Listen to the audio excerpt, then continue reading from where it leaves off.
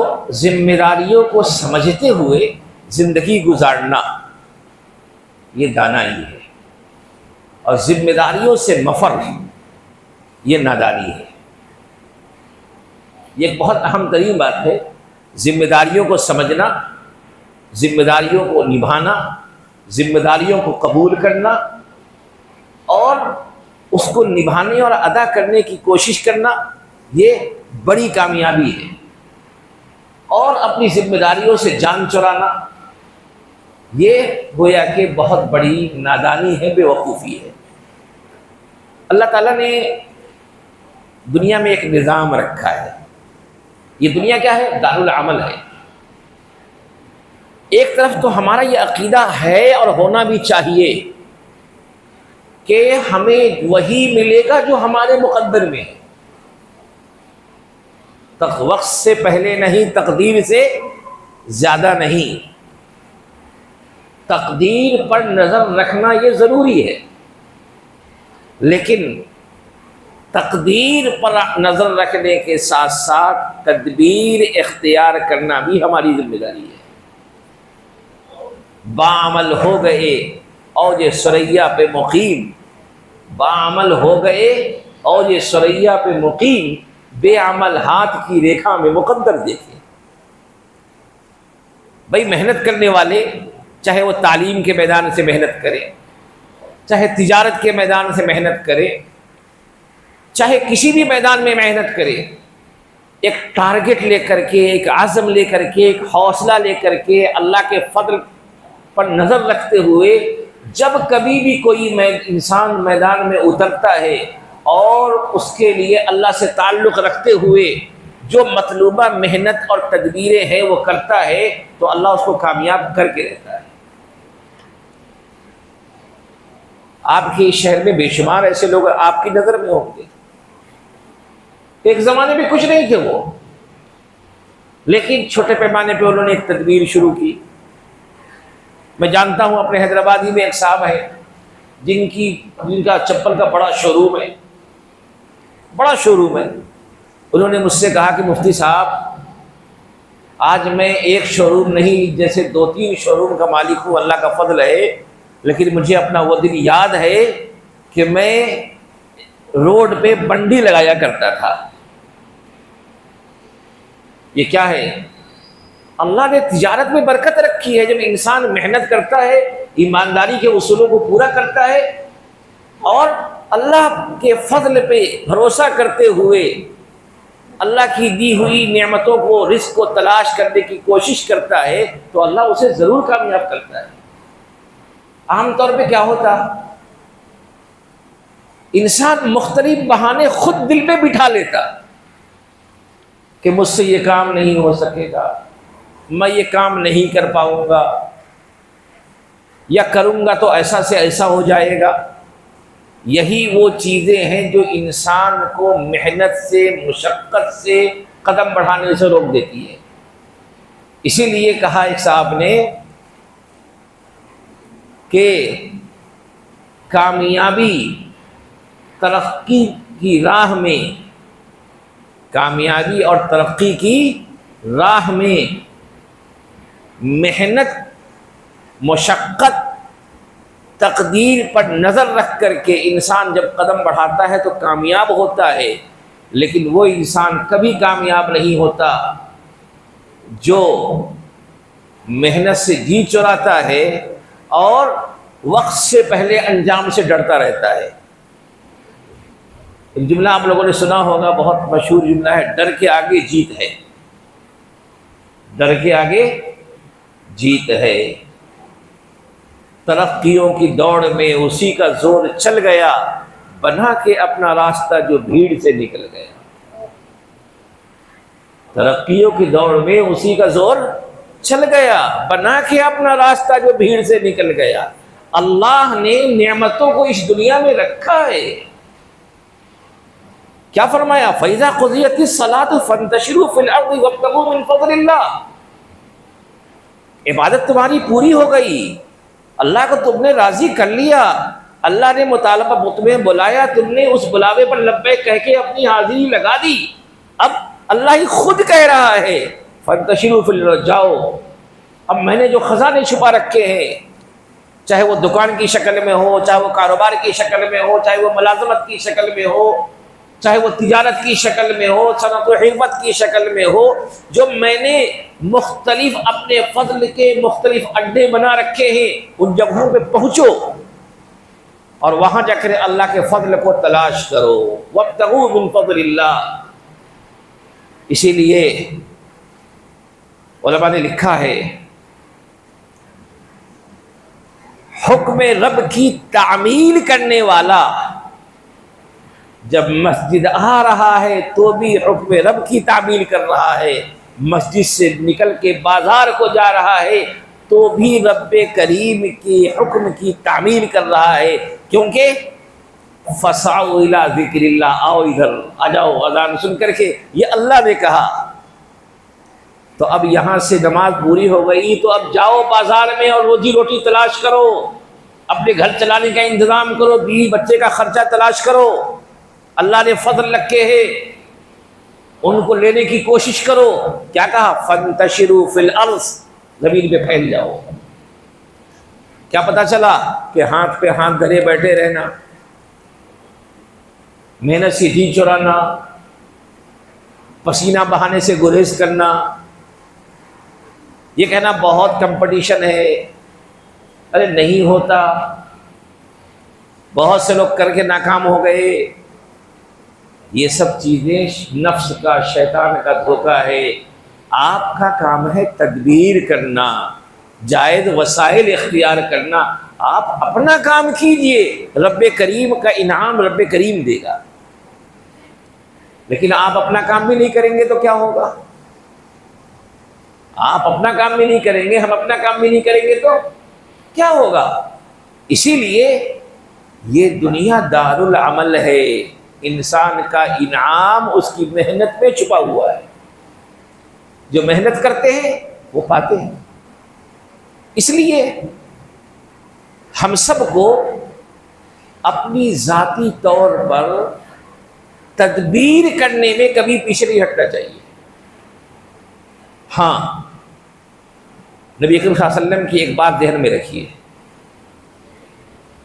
वला यहमिलन्नकुम इस्तिबक़ाउर रिज़्क़ि अन तहसुलूहु बिमासियतिल्लाह। क्या आप मेहनत कर रहे हैं और आपने ये जहन बना लिया है कि चूंकि इस्लाम में हाथ फैलाना अच्छी चीज़ नहीं है, इस्लाम कहता है कि भाई खुद को खुद कफील बनाओ, अपनी ज़रूरियात की तकमील के लिए खुद कोशिश करो, तो इसके लिए आप मैदान में निकल गए। लेकिन कामयाबी, नतीजा ज़रूरी नहीं है कि आपकी मर्ज़ी के मुताबिक मिल जाए, वहाँ मुक़द्दरात भी चलते हैं, मुक़द्दरात भी चलते हैं। तो नबी सल्लल्लाहु अलैहि वसल्लम ने फिर संभाला हमको कि तुम जा रहे हो, चंद कदम आगे चले, कुछ कदम बढ़ाया, लेकिन नतीजा सामने नहीं आ रहा है।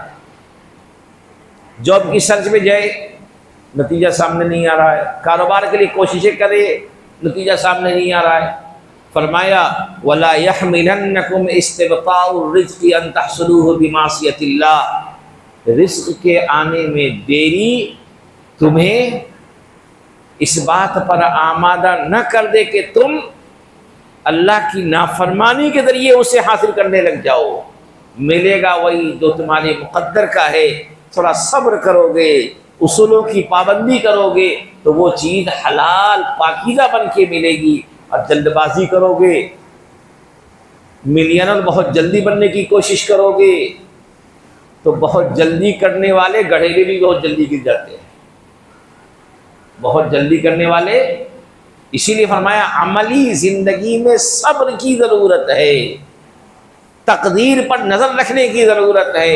सब्र के साथ, जायज़ उसूलों की पैरवी के साथ, तकदीर पर नज़र रखते हुए जो मुसलसल जुहदे मुसलसल और जुहदे पहम करता रहता है, अपनी मेहनत करता रहता है, अपनी तदबीर करता रहता है, तो अल्लाह उसको कामयाब करके रहते हैं।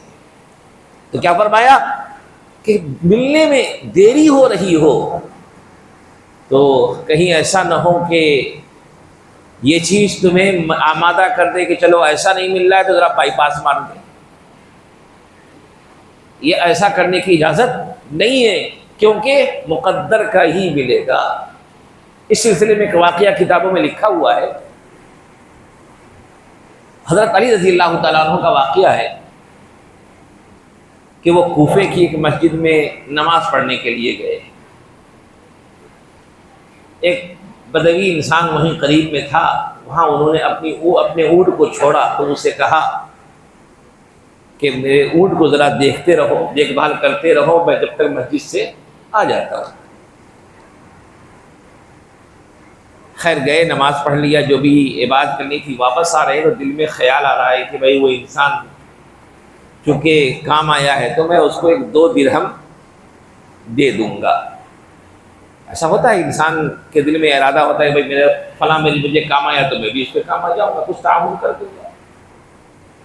जब वहाँ पहुँचे हैं तो देखा कि ऊँट तो है लेकिन उसका लगाम गायब है, वो आदमी भी गायब है। खैर अब ज़रूरत थी कि चलो भाई अब उसको तो ऊँट को चलाने के लिए, सवार होने के लिए उसकी ज़रूरत है, तो आजू बाजू पता किया कि भाई कहीं ये चीज़ मिलती हो तो वहाँ से ख़रीद लिया जाए दोबारा। वहाँ जाके देखा तो बेआईनी ही वही चीज़ वहाँ बिक रही है। कहा कि भाई ये चीज़ तुम्हारे पास कहाँ से आई? कहा भी एक इंसान इसको बेच करके गया है। कहा कितने में बेचा? कहा 2 दिरहम में बेचा है। कहा कि अल्लाह के बंदे, अल्लाह तुम पे रहम करे, तुम्हारी बेसब्री ने तुम्हें माले हराम दिया, थोड़ी देर सब्र कर लेते तो वही चीज़ हलाल मिलने वाली थी। हदिये की शक्ल में, तोहफे की शक्ल में वो चीज़ हलाल मिलने वाली थी। थोड़ी सी बेसब्री ने, जल्दबाजी ने क्या कर दिया? तुम्हें माले हराम लेने वाला बना दिया। तो इसलिए अकाबिर ने लिखा कि आमली ज़िंदगी में सब्र, तवक्कुल, तकदीर पर नज़र और अपनी ज़िम्मेदारी को निभाने का एहतमाम, इस पर इंसान जब कारबंद होता है तो कामयाब होता है। बेसब्री से, जल्दबाजी से काम लेता है तो वो फिसल जाता है। मिसाल के तौर पर बहुत सालों पहले एक साहब मेरे पास आए, दुबई में उनकी अच्छी खासी मुलाजमत थी। उन्होंने मशवरा किया टोरी जोगी के इलाके में कि मैं ये सब करना चाहता हूँ। सारी बातें सुनने के बाद मैंने उनको मशवरा दिया कि ऐसा कीजिए, आपके अज़ाइम, आपकी ज़िम्मेदारियाँ यकीनन बहुत ऊंची हैं और जो कुछ आप कर रहे हैं यकीनन उससे वहाँ तक पहुँचना उतनी जल्दी आसान नहीं है।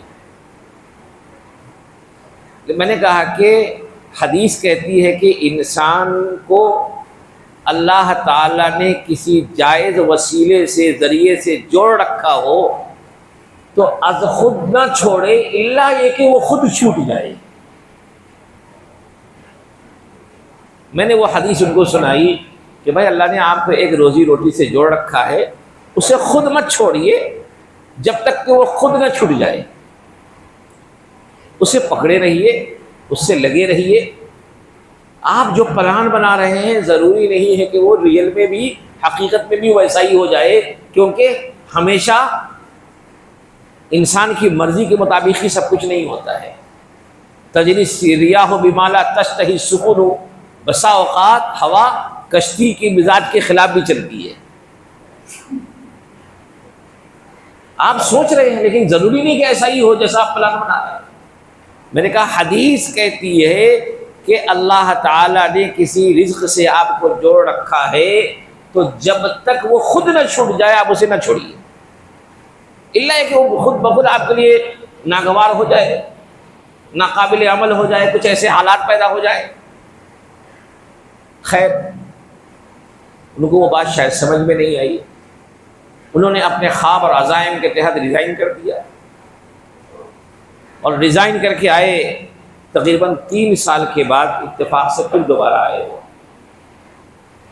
मुफ्ती साहब मैं बहुत परेशान हूँ, मैं इस शहर में अपने दोस्तों का इनका उनका 5 या 6 करोड़ के बारे में बोले तो मैं मकरूज हो चुका हूँ।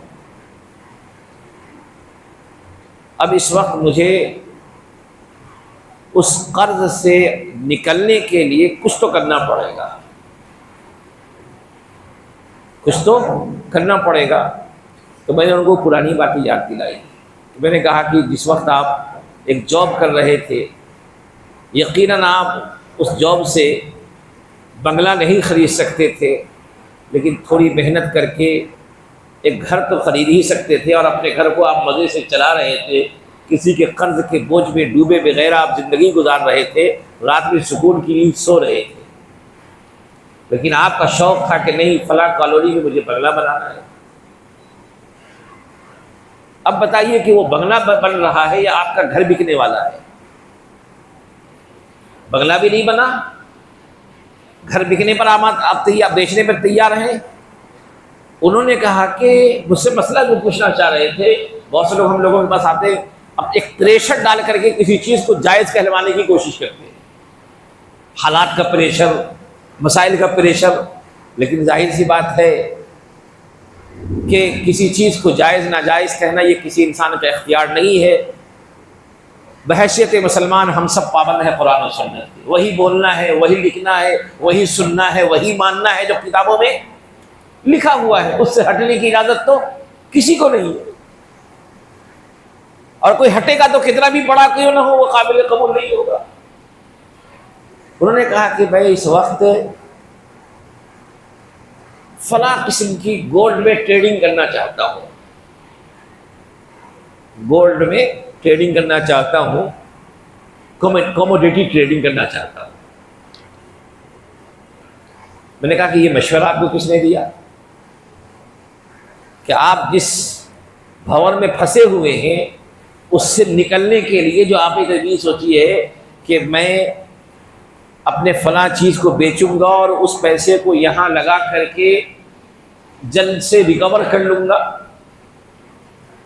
तो नहीं मौलाना, मैं जानता हूँ कि इसमें जितना प्रॉफिट है और जितनी जल्द प्रॉफिट है वो किसी और चीज़ में नहीं है। अगर मैं ये घर बेच करके या फला चीज़ बेच करके फला कारोबार शुरू करूँगा तो होगा, लेकिन उसमें बहुत लंबा टाइम लगेगा, इतनी जल्दी हमारी रिकवरी नहीं होगी। मैंने कहा उनसे कि मेरे भाई, आप अपनी मुसीबत को बढ़ाने वाला काम न कीजिए। अल्लाह ने हराम में बरकत नहीं रखी है और हराम में पड़ के आप अपने मसाइल को हल नहीं कर सकते हैं। आप जिस रास्ते से निकलना चाहते हैं, मुझे लगता है कि आप उसमें जाएंगे तो मज़ीद और दलदल में फंस जाएंगे, क्योंकि जहाँ जितनी तेज़ जल्द आमदनी है वहीं उतनी जल्द खसारा भी है। बहुत तेज़ी से जो चीज़ ऊपर जाती है उसी तेज़ी के साथ वो नीचे आना भी जानती है। फिर भी मैं कहूँगा कि कोई चीज़ तेज़ी से मालदार बनाए या कुछ भी हो, वो एक तरफ मेयार हमारे लिए जायज़ और नाजायज़ शरीयत है। शरीयत जिस चीज़ की इजाज़त नहीं देती उस रास्ते के ज़रिए आप अपने मसाइल को हल करने की कोशिश करेंगे, मेरा दिल कहता है कि आप मज़ीद उलझ जाएंगे। क्यों? ये ट्रेडिंग, जो कमोडिटी ट्रेडिंग की जो शक्लें हैं, कभी मौका होगा तो बात करेंगे उस मौजू पे। मुनव्वजा शक्लों में जायज़ नहीं है। अलबत्ता शेयर्स की ट्रेडिंग की मखसूस शक्लें, मखसूस दायरे में, मखसूस तरीके पे जायज़ है। लेकिन ये जो सोना चांदी कमोडिटी वगैरह की जो ट्रेडिंग होती है, कोडाइल की ट्रेडिंग होती है, फला फला फला फला, ये शरीयत के मुताबिक इनमें ट्रेडिंग दुरुस्त नहीं है। मैंने उनको मसला बता दिया, लेकिन मुझे पता चला न इधर के रहे न उधर के रहे, न खुदा ही मिला नबी साले सलाम। उन्होंने किया वो काम, मशवरा नहीं माना, और इस वक्त उनके हालात बस अल्लाह ही मुहाफिज है, अल्लाह ही मुहाफिज है।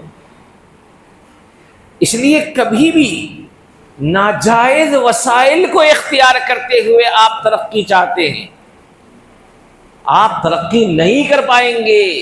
नजा जाहिर परस्ती पर अगर कुछ अक्ल दानिश है, नजा जाहिर परस्ती पर अगर कुछ अक्ल दानिश है, चमकता जो नजर आता है सब सोना नहीं होता। बहुत सी चमकने वाली चीज कसराबिन मक़ियती यहसबुहु ज़मान माआ, दूर से देखने में ऐसा लगता है कि वो पानी है, और जब वहां पहुंचते तो पता चलता है कि रेत ही रेत है। हमें पाबंद किस चीज का बनाया गया है? जहां हमें कसबे हलाल के लिए मेहनत करने का पाबंद बनाया गया है, वहां ये भी तो शर्त है कि वो चीज हलाल हो, हमारी मेहनत हलाल दायरे में हो, हलाल तरीके पे हो।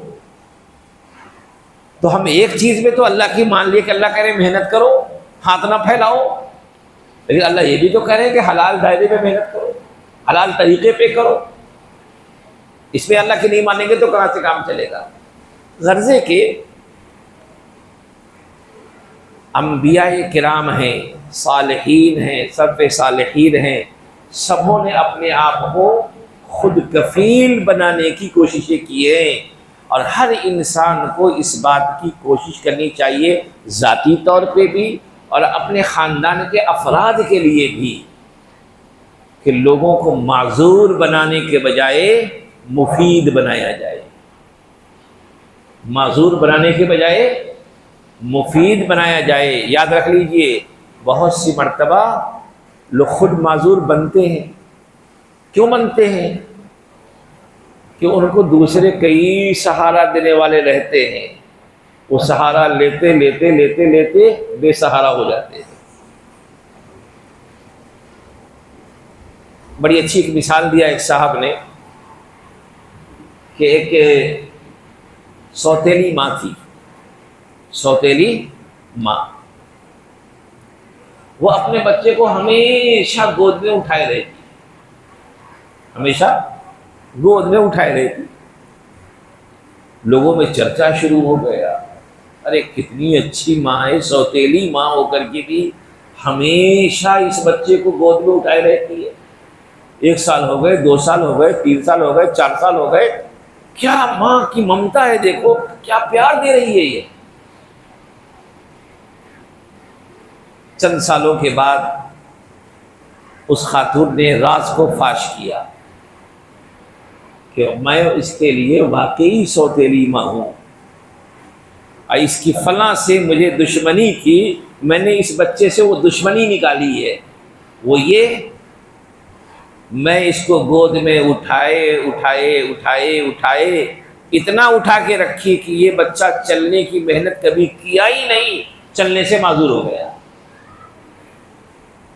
भाई बच्चा जब चलना शुरू करता है, गिरता है, चोट खाता है, संभलता है, फिर गिरता है, फिर संभलता है, मेहनत करते करते, कोशिश करते करते, लड़खड़ाते लड़खड़ाते लड़खड़ाते वो चलने वाला बन जाता है।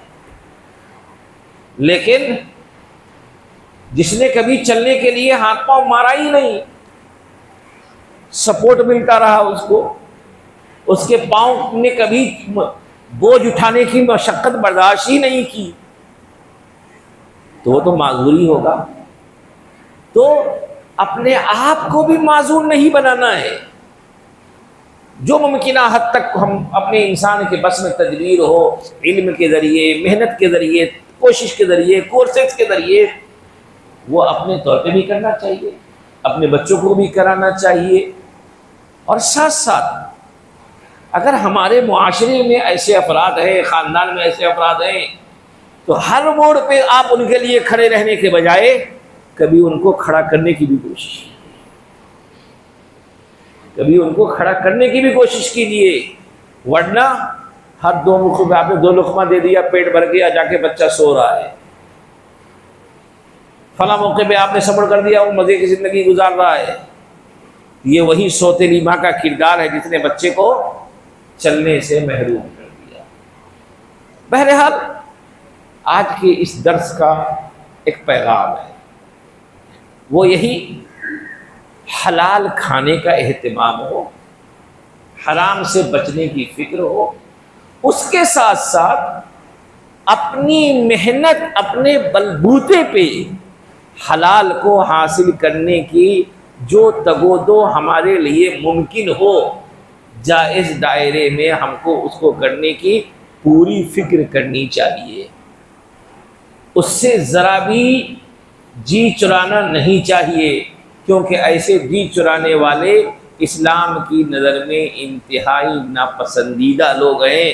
क्योंकि इस्लाम अस्सवालु ज़िल्लुन, सवाल करना, हाथ फैलाना, फरमाया ये ज़िल्लत है। आप फरमाया क्या, अल यदुल उलिया खैरुम मिनल यदिस सुफला, अल यदुल उलिया खैरुम मिनल यदिस सुफला, कि ऊपर वाला हाथ नीचे वाले हाथ से बेहतर है। हमेशा अपने हाथ को ऊपर रखने की कोशिश करनी चाहिए। ये दस्ते निगर बन जाना, अल्लाह इससे हम सब की हिफाजत फरमाए। ऐसी ज़िल्लत वाली ज़िंदगी से अल्लाह हम सब की हिफाजत फरमाए और हम सब को अल्लाह तौफीक दे कि हम सब इस काबिल बन सके कि अपनी ज़िंदगी, अपने मातहतों की ज़िंदगी के जो अखराजात हैं, ज़रूरियात हैं, उसको अपने तौर पे उठाने वाले बन जाएं। अल्लाह की ये ज़मीन ख़जानों से भरी है और ख़जाने में उतरने वाला कुछ बाकी ही आता है, महरूम वही रहता है जो गालिब के शेर में मैंने कहा कि बाअमल हो गए और ये सुरैया पे मुकीम, बेअमल हाथ की रेखा में मुक़द्दर देखे बस मुक़द्दर दिखाते रहते, हालांकि मेहनत करने वाले कहाँ से कहाँ पहुँच जाते। आप लोग भी सुनते सुनते थक गए होंगे, तो बहरहाल मैं अपनी बात को ख़त्म करता हूँ। अल्लाह से दुआ है कि अल्लाह ताला हम तमाम लोगों को सही फिक्र अमल की तौफीक नसीब फरमाए। हम थक सकते हैं लेकिन अल्लाह की रहमत नहीं थकती। देखिए आज बारिश हो रही है, इंशाअल्लाह उससे भी इस्तिफ़ादा करेंगे। अल्लाह ताला हम सबको उसकी